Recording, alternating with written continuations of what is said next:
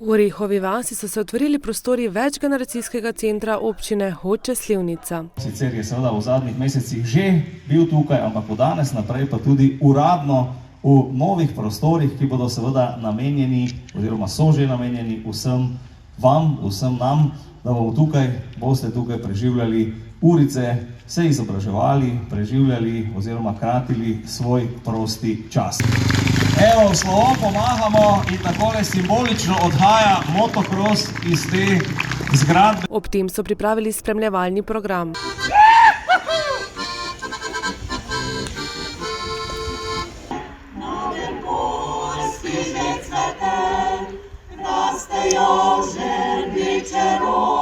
Stavba ima za seboj pestro preteklost. Te so se spomnili tudi krajani. Vsako soboto je pa bila tu poroka, ker je bila kvalitetna, pa kuharice so bile v redu, tako da je bilo polno zasedeno. Zdaj pa bil čas prazen, tako da smo jamrali, smo rekli, kako škoda, da taka ni to.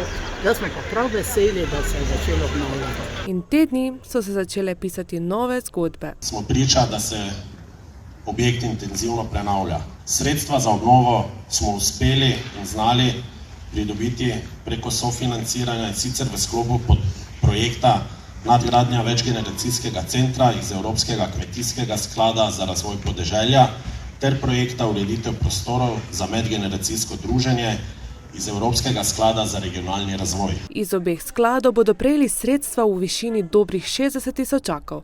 Občina pa bo sofinancirala skoraj 29 tisoč evrov. Kot lahko opazite, smo s temi sredstvi že zamenjali okna in vrata na objektu, prav tako smo objekt priključili na javni plinovod ter opremili kurilnico z novo pečjo. Uredili so tudi prostor za druženje, kuhinjo ter sanirali sanitarije. Večgeneracijski prostor bo pomemben sploh za naše občane. Povezoval bo tako staro kot mlado ljudstvo.